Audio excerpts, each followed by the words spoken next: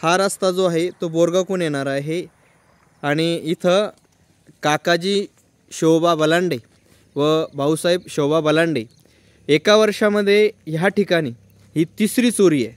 पहिल्यांदा एक बैल गेला, नंतर एक गाय गेली आणि दोघाही भावाचे ढोरही इथं राहत होते। हे पहा बस,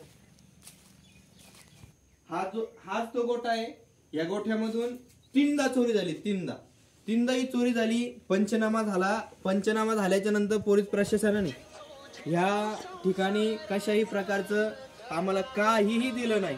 जर बाय चान्स आज ढोरं चोरी जात आहेत तर ढोरं चोरी गेल्याच्या नंतर आम्ही पंचनामा करतायत, पोलीस लोक येतात, पंचनामा करतायत। ह्या बोरगावमध्ये गेल्या 3 वर्षापासून ह्याच हायवेला 1000 ते 1500 ह्याच फुटामध्ये सोमीनाथ ठोंबरे असेल, काकाजी बाजीराव बलांडे असेल यांच्या घरात चोरी झाली। 3 वर्षामध्ये या बोरगावमध्ये जवळपास 6 ते 7 चोऱ्या झाल्या। एकाही चोरीचा थांगपत्ता पोलीस प्रशासनाकडून लागला नाही। आमच्या बोरगाव फाटा आणि पोलीस स्टेशन यामध्ये फक्त 4 किलोमीटरचं अंतर असून सुद्धा एकही गाडी पोलीस लोकांना आढळली नाही। आमचा प्रश्न पोलीस प्रशासनाला असा आहे, जर आमच्या 6 ते 6 वेळेस बोरगाव ढोराची चोरी होते तर आमच्या शेतकऱ्याची गाडी एकदाही पोलीसवाल्याला दिसली नाही का, हा आमचा प्रश्न आहे।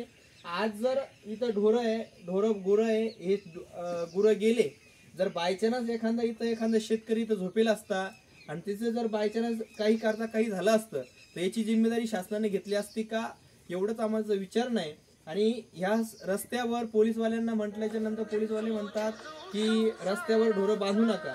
तर आमची जमीन इथं आहे, आम्ही राहायला, आम्हाला सगळी काम गुरांचा इथं चारा आहे, तर आम्ही कोणत्या ठिकाणी राहावं, मग आम्हाला शासनाकडून काही जागा भेटणार आहेत का, असाही आमचा प्रश्न आहे। की आमचं सगळं रस्त्यावर असताना आम्ही ढोरं तरी कुठं बांधावे, तरी शासनाने याबद्दल आमची दखल घ्यावी। जर त्यांच्याकडून सुरक्षा जर होत नसेल तर आम्हाला सांगावं की आमच्याकडून सुरक्षा होत नाही, आम्ही हा रस्ता 9च्या 10च्या नंतर आम्ही हा रस्ता बंद करतो आणि नंतर सकाळी 6च्या नंतर आम्ही हा रस्ता ओपन करू। फक्त त्यांनी आम्हाला सांगावं की हा रस्ता आमच्याकडून तुमची सुरक्षा होत नाही। त्यामुळे एवढीच नम्र विनंती आहे की आमचं काहीतरी शासनाने सुरक्षेचा काहीतरी प्रश्न घ्यावा।